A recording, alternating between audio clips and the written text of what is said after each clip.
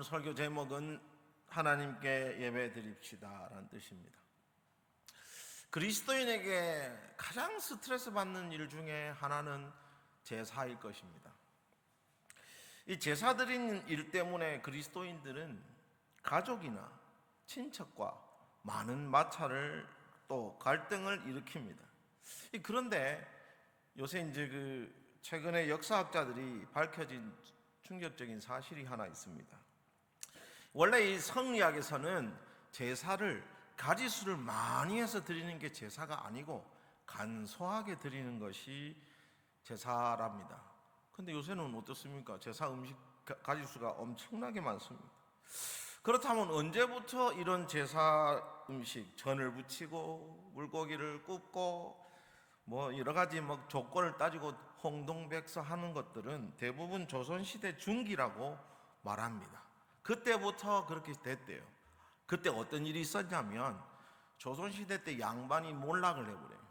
그러면 그 족보를 상인들 중에 돈을 많이 번 사람, 노비 중에 돈을 번 사람이 그 족보를 삽니다. 그래서 양반이 됩니다.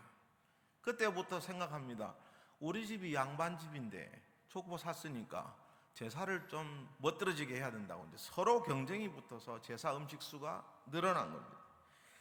그래서 그 역사학자가 뭐라고 했냐면 제사 음식을 많이 차리면은 그 집이 양반 집이 아니라 상놈 집일지도 모른다고 생각하랍니다. 어떤 의미인지 아시겠죠? 다행인 건 그리스도인 가정은 이런 걸 할 필요가 없어서 천만다행입니다. 그런데 사실은 이 제사라고 말하면 제사를 가장 많이 했던 것은 그리스도인이 으뜸이었습니다. 이런 말을 하면 우리가 언제 제사를 지냈습니까? 라고 반문하시겠지만 성경에는 이 제사라는 단어가 등장을 하고 실제로 제사를 행했습니다. 제사를 인도하는 사람을 제사장이라고 불렀고, 그리고 제사라는 말은 안 했지만 가인과 아벨이 드리는 제사를 통해부터 아주 옛날부터 이 제사를 지내기 시작했습니다. 이 레위기는 대표적으로 이 제사에 대해서 상세하게 기록한 책입니다. 여기서 레위는 야곱의 셋째 아들인 레위 이 사람으로부터 유래됩니다. 이 레위인은 제사를 인도하거나 돕는 족속입니다. 그래서 제사에 관한 내용을 기록한 책이 오늘 첫 장으로 읽었던 레위기입니다. 그래서 레위기는 제사와 규례와 율법들이 기록되어 있습니다. 이제 레위기를 이제 우리가 읽어보면 이 제사에 대해서 나오는데 제사가 크게 5종류가 있습니다. 번제, 소제, 화목제, 속제제, 속건제가 있습니다. 먼저 이 번제는 한자가 태울 번자입니다. 살을 번자라기도 합니다. 영어에도 놀랍게도 번입니다. 한자로 번이고 영어로는 번입니다. 번 이렇게 말하면 안 되고요. 그러니까 하나님께서 우리를 또 이해를 시켜주기 위해서 영어까지도 번입니다. 그래서 영어로 한번 써먹으실 때 번이라고 얘기하셔도 됩니다. 본문 3절입니다. 그 예물이 소의 번제이면 흠없는 수컷으로 회막문에서 여호와 앞에 기쁘게 받으시도록 드릴지니라. 여기서 번제는 모든 걸 태우는 제사입니다. 그런데 여기서 중요한 점은 흠 없는, 소위 말해 무흠입니다. 이 단어. 이 흠 없다라는 말은 상처가 나지도 병에도 걸리지 않은 것을 의미합니다. 그런 것을 하나님께서 기쁘게 받으십니다. 이 무흠이라는 의미를 우리에게 적용하면 어떤 거냐면요, 예배를 온전히 드리기 위해서 우리 몸과 마음과 관계 모든 걸 총망라해서 준비하라는 의미로 생각하셔야 돼요. 딴 마음을 먹고 교회에 오는 게 아니라 온전히 예배 드리기로 들어오는 우리 마음들이 무음한 상태를 얘기할 수 있습니다. 그 다음에 번제물의 머리에 안수합니다. 4절입니다. 그는 번제물 머리에 안수할지니 그를 위하여 기쁘게 받으심이 되어 그를 위하여 속죄가 될 것이라. 죄를 전가합니다. 이 전가라는 말은 모든 것을 넘긴다 이 말입니다. 죄를 번제물에게 넘겨서 제사함을 받는 행위입니다.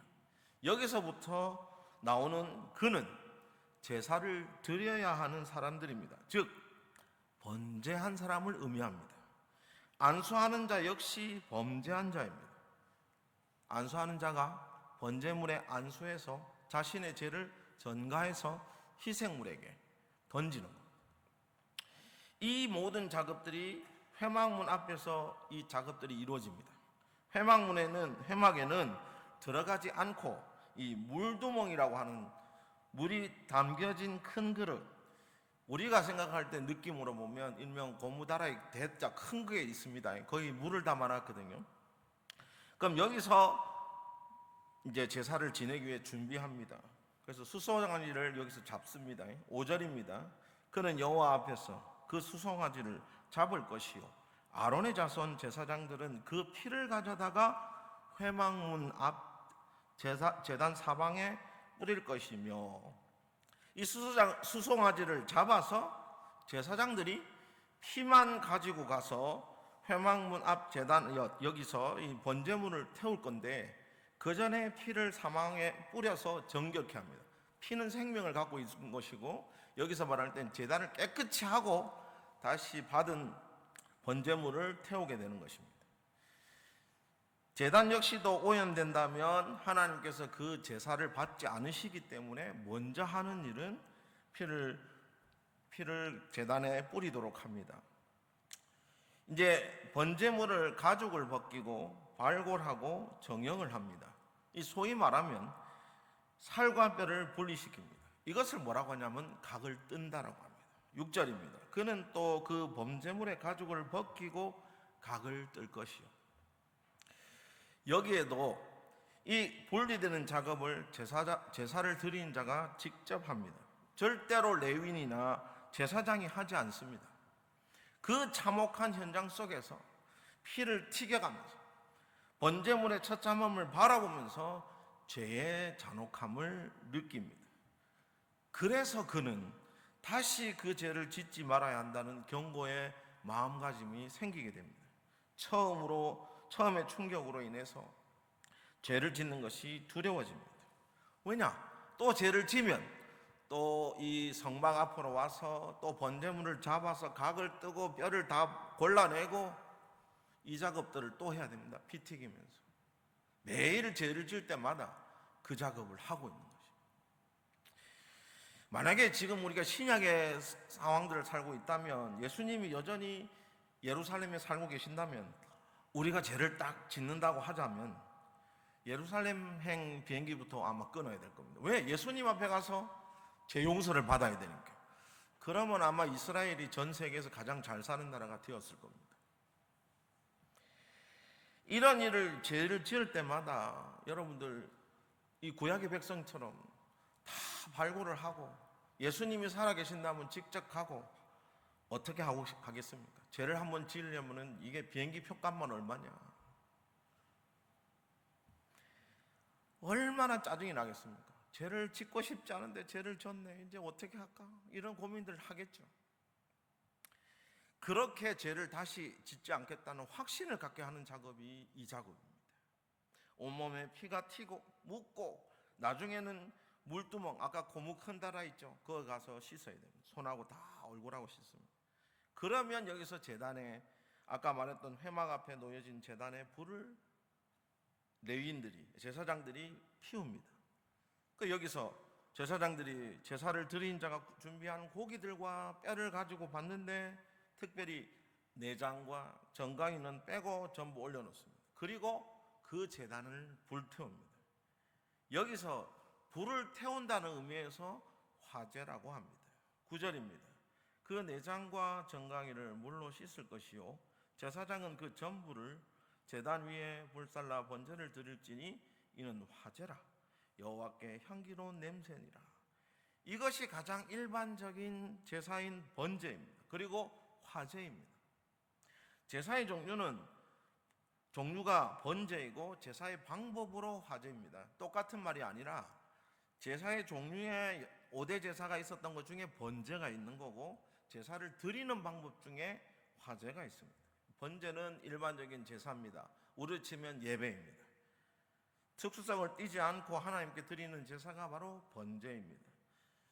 번제물을 드리기 전에 각을 뜨는 일을 하는 것은 우리로 치면 예배 전에 경건한 마음을 가지고 제가 침범하지 않는 거룩한 예배를 위해서 이런 준비하는 작업과 동일합니다. 그래서 우리가 예배 중에 사제 드리는 시간이 있습니다. 참회의 기도를 드리고 하는 것이 이런 거와 같은 맥락입니다.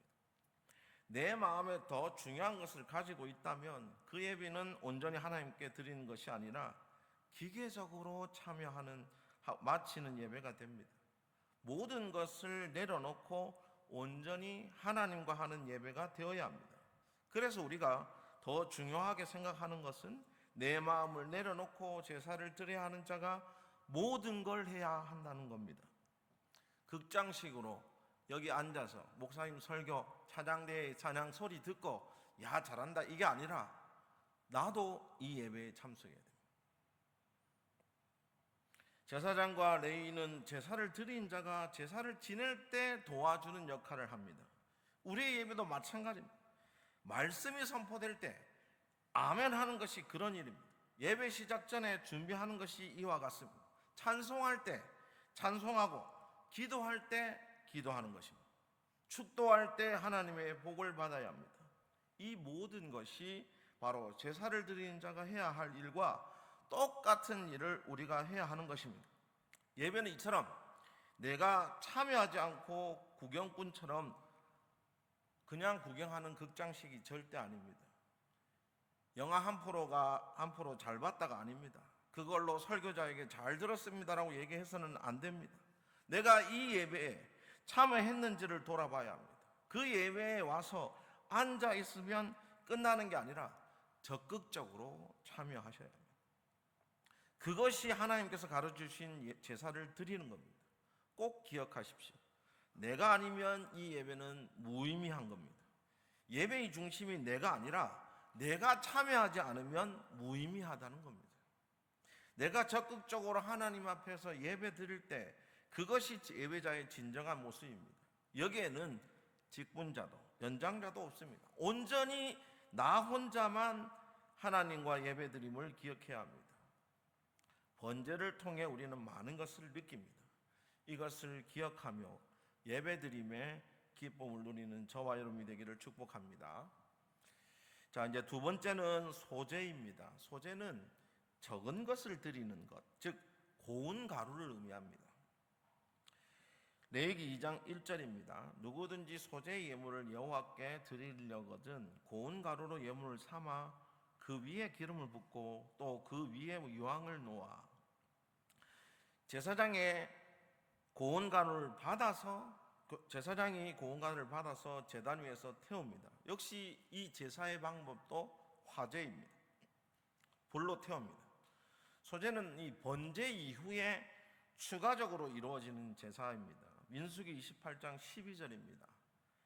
매 수송아지에는 고운 가루의 10분의 3의 기름 섞은 소제와 순양 한 마리에는 고운 가루 10분의 2의 기름 섞은 소제와, 계속 야고지만은 수송아지, 순양 이렇게 얘기하면서 뒤에 따라오는 소제 이렇게 설명하고 있습니다. 구분이 명확하게 그렇게 설명하고 있습니다. 번제를 통해서 제 용서를 받고 확실한 믿음과 헌신을 소제에서 다시 한 번 더 확인합니다. 우리로 치자면 우리가 설교 말씀을 듣고 합심 기도를 하면서 내 마음을 돌이키는 것이 이 소제와 같은 작업입니다. 예배의 현장에서 설교를 듣고 그 다음에 같이 기도합시다, 합심 기도합시다 이럴 때 그 소제의 역할처럼 말씀에 따라 가는 것을 얘기합니다. 세 번째는 화목제입니다. 말 그대로 서로 간의 상한 감정을 없애고 화해하는 제사입니다. 특이하게도 번제나 소제는 완전히 태우거나 나머지는 제사장에게 드립니다. 그러나 화목제는 특이하게도 피와 기름을 하나님께 태워드리고 나머지는 제사장과 백성이 나누어 먹습니다. 또한 무교병이나 구운 과자를 함께 준비합니다. 레위기 7장 15절입니다. 감사함으로 드리는 화목제물의 고기는 드리는 그날에 먹을 것이요 조금이라도 이튿날 아침까지 두지 말 것이니라. 함께 나눠 먹으면서 감사할 일, 소원할 일, 기쁜 일이 있을 때 함께 기뻐합니다.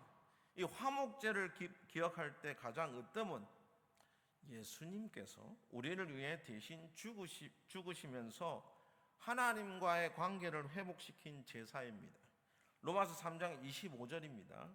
이 예수를 하나님이 그의 피로써 믿음으로 말미암은 화목제물로 세우셨으니 이는 하나님께서 길이 참으시는 중에 전에 지은 죄를 간과하심으로 자기의 의로우심을 나타내려 하심이니.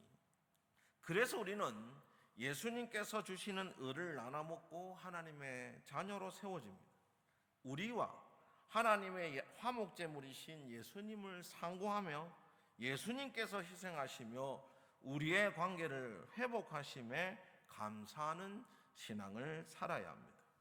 이 번제와 소제는 제사를 드리는 방법이 화제이지만 화목제도 화제입니다. 그러나 화목제물 이외의 무교 전병과 과자는 거제입니다. 좀 더 다르죠. 태우는 것도 있는데 거제가 나옵니다. 이 거제는 하나님께 들어올리는 제사입니다. 레위기 7장 14절입니다. 그 전체의 예물 중에서 하나씩 여호와께 거제로 드리고 그것을 화목제의 피를 뿌린 제사장들에게로 돌릴지니라. 이 경우 대부분 거제로 드리는 제물은 제사장에게로 돌아갑니다. 제사장 즉 레위인은 기업이었기 때문에, 그러니까 논밭이 없고 재산이 없습니다. 직장도 없습니다. 그렇기 때문에 이렇게 해서 제물을 취하게 됩니다. 그래도 화목제물로 나눠 먹은 것도 3일에는 다 먹어야 하고 혹 남았다면 화제이기 때문에 태우도록 되어 있습니다. 그러니까 우리는 지금 예배를 드리면서 화목제를 함께 하고 있는 겁니다. 예수 그리스도를 통해서 우리가 하나님의 자녀가 되었음을 함께 기리며 우리 예배를 통해 함께 나누고 있는 겁니다. 레위기 7장 18절입니다. 만일 그 화목제물의 고기를 셋째 날에 조금이라도 먹으면 그 제사는 기쁘게 받아들여지지 않을 것이라. 드린 자에게도 예물답게 되지 못하고 도리어 가증한 것이 될 것임. 그것을 먹는 자는 그 죄를 짊어지리라. 이 또한 하나님의 규례입니다. 제사를 드리는 때 제사 드린 자가 직접 하고, 소제는 각 번제에 맞게 소제물의 양을 정하고, 화목제물은 번제이나 화목제물과 함께 드리는 예물은 거제로 드립니다. 화목제물은 3일 이내에 먹고 남은 것은 다 태워야 합니다. 정말 복잡하죠. 어찌됐든 이게 예배의 순서고 규칙입니다. 예배를 드릴 때 꼭 이 순서와 규칙에 맞게 예배를 드려야 합니다. 하나님께서는 그렇게 그리스도인과 소통하며 교제하십니다. 이 제사를 통해서, 이 예배를 통해서 말입니다. 지금 제가 계속 헷갈리게 말하고 있지만 제사의 방법에 대해서 얘기하는 것을 우리로 적용하면 예배의 순서와 방법이라는 걸 생각하셔야 돼요. 네 번째는 속죄제사와 속건제사가 있습니다.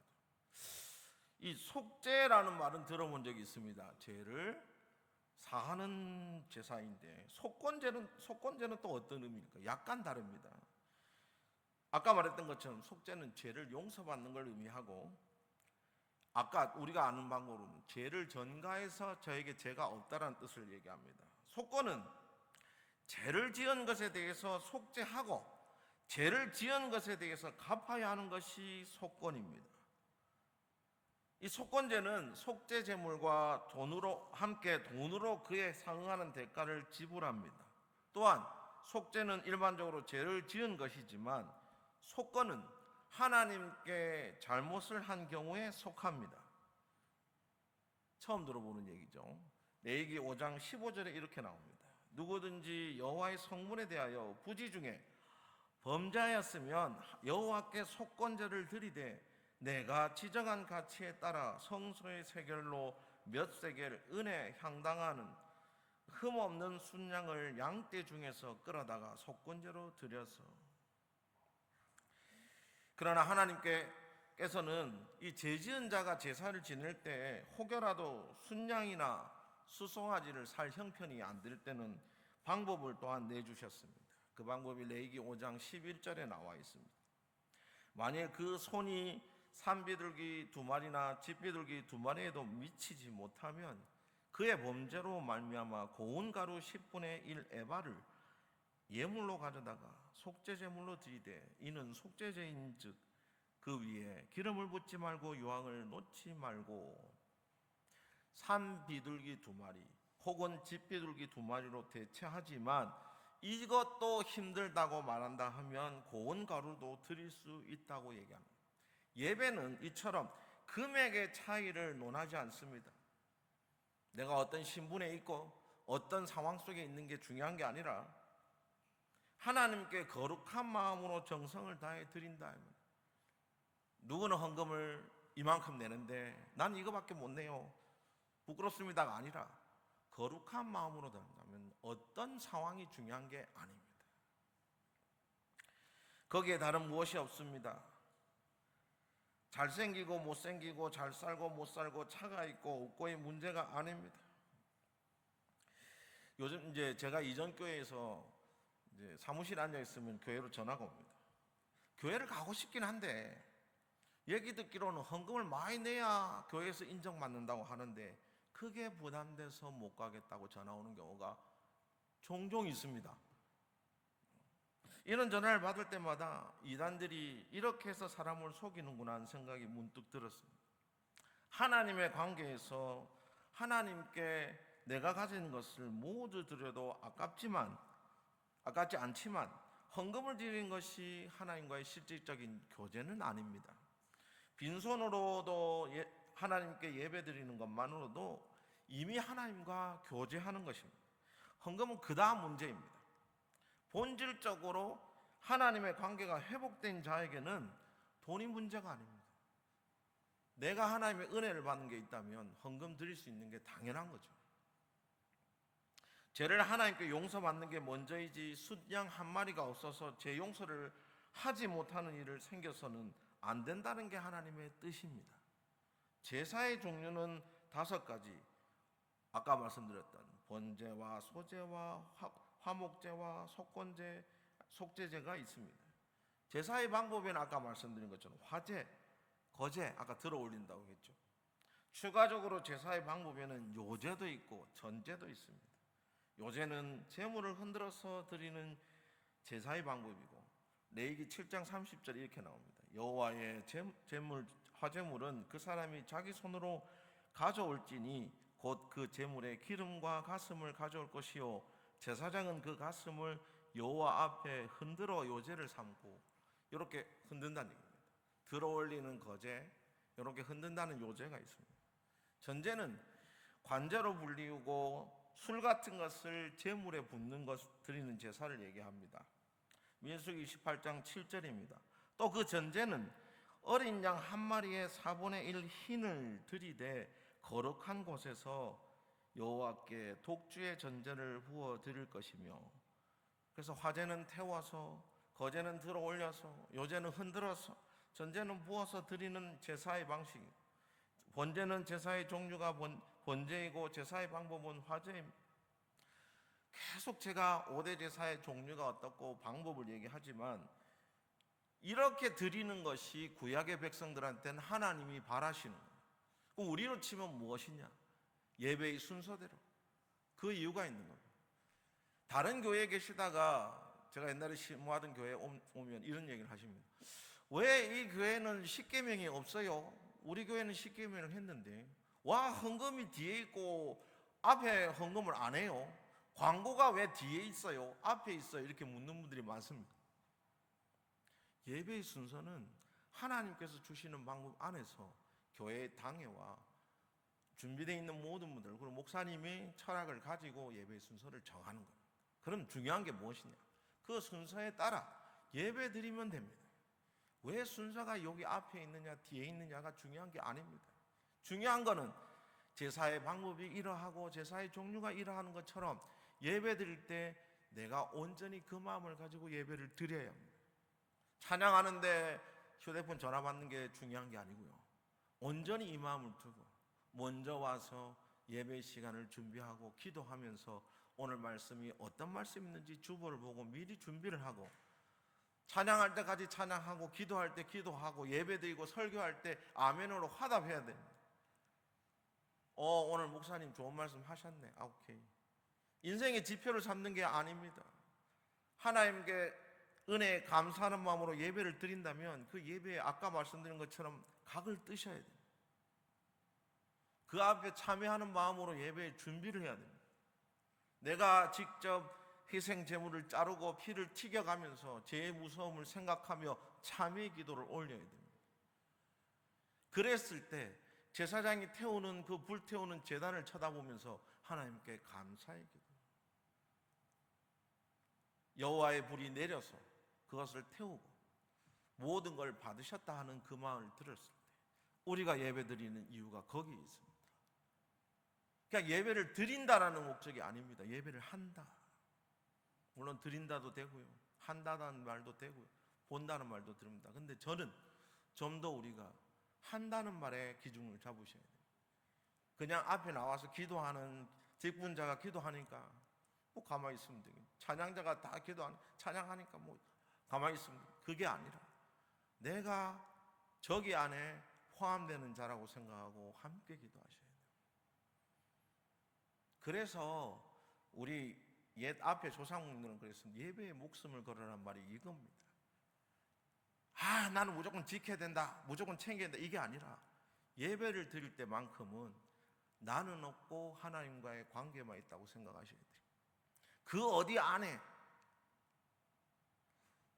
내 욕심을 생각하고 기도해야 되는데 내 기도를 할까, 이게 아니라 온전히 하나님 나라를 위한 기도. 그래서 레위기에 써있는 모든 제사와 율법과 규례가 우리를 부르는 겁니다. 그 안에 딱딱하게 있는 것이 중요한 것이 아니라 예배를 드린다는 본질적인 한계가 중요한 것입니다. 여러분들이 예배자입니다. 삶의 예배를 드려야 되고 그 삶의 예배의 결과값으로 예배드림에 감사하는 자가 또 되고 서로 선순환하듯이 세상에 나가서 그리스도인이 되고 교회에 와서 예배자가 돼서 하나님께 영광 돌리고 이 모습으로 살아가야 돼요. 물론 이런 얘기 듣고 나면 또 부담감 느끼신다. 예배 드리는 게 이러면 안 되죠가 아니라 그럼에도 불구하고 우리가 그리스도인임을 기억하셔야 되는 겁니다. 왜? 우리의 죄를 사하시고 우리를 자녀 삼으신 하나님의 은혜입니다. 최근에 우리 중고등부의 학생이 이제 찬양을 두 곡을 시작할 때 하거든요. 저한테 갑자기 신청곡이 있다고 얘기를 합니다.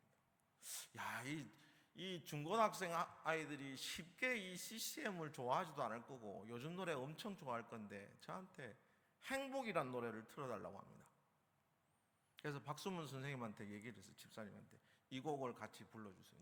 왜 행복을 불러야 되냐고 묻는데 이 친구가 이 가사를 들으면서 너무 눈물 났대요. 자기가 하나님을 알아가고 있는 과정 속에 이런 가사가 자기한테 은혜가 됐다고 얘기를 하더라고요.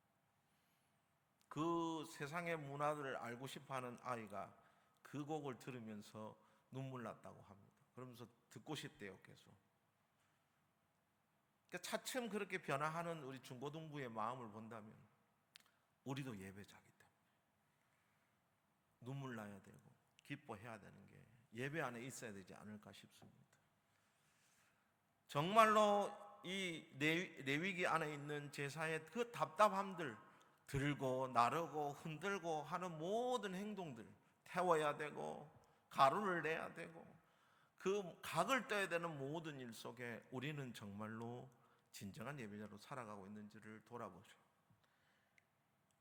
근데 왜 그 예배를 드립니까? 하나님이 원하시니까요. 그걸 기억하셔야 됩니다. 하나님이 이 예배의 순서를 원하시고 그 예배의 순서에 따라 우리가 아멘하고 찬양하고 기도하고 따라가야 하는 것입니다. 좀 힘들 수 있습니다. 시간이 길어지고 설교 내용도 많아지고 그러면 어디가 어딘지 모를 수도 있는데 그럼에도 불구하고 쫓아가셔야 됩니다. 길을 쓰고 쫓아가시며 진정한 예배자가 되어 정말로 하나님께 영광 돌리는, 예배드린 거 하나만으로도 하나님께 영광 돌리는 저와 여러분이 되기를 주 예수 그리스도 이름으로 축복합니다. 그래서 정말 그리스도인 정말 예수에 미친 자, 예수쟁이가 되시기를 바랍니다. 하나님이 뜻하는 그곳으로 가서 예배드리는 진정한 기쁨을 누리는 저와 여러분이 되기를 축복합니다. 기도하겠습니다. 주님 감사합니다. 오늘 이 시간에 우리가 레위기의 제사들을 돌아보면서 그 딱딱하고 이해 안 되고 어떻게 할 수 없는 그러한 상황 속에서도 우리가 이 예배를 지키고 있는 것은 온전히 하나님께서 원하시는 이 예배를 드리고자 합니다. 그러므로 우리가 예배를, 삶의 예배와 우리 함께 드리는 이 예배를 소중히 여기고 하나님 말씀에 따라 그 예배를 찬양으로 받으며 기도로 받으며 아멘으로 화답하며 참여하는 자가 되게 주님 도와주시옵소서. 예배를 보는 자가 아니라 예배를 하는 자가 되기를 간절히 바라오니 우리의 삶 속에서도 온전히 하나님을 나타내며 내 뒤에 있는 하나님을 나타내기 위해 얼마나 많은 일들을 우리가 해야 됨을 기억하며 살아가게 주여 인도하여 주시옵소서. 정말로 우리 인생이 화려하진 않지만 온전히 하나님께서 주시는 그 감동으로 살아가기에 여전히 행복한 예배자임을 기억하게 주여 인도하여 주시옵소서. 감사합니다. 예수님 이름으로 기도드립니다. 아멘.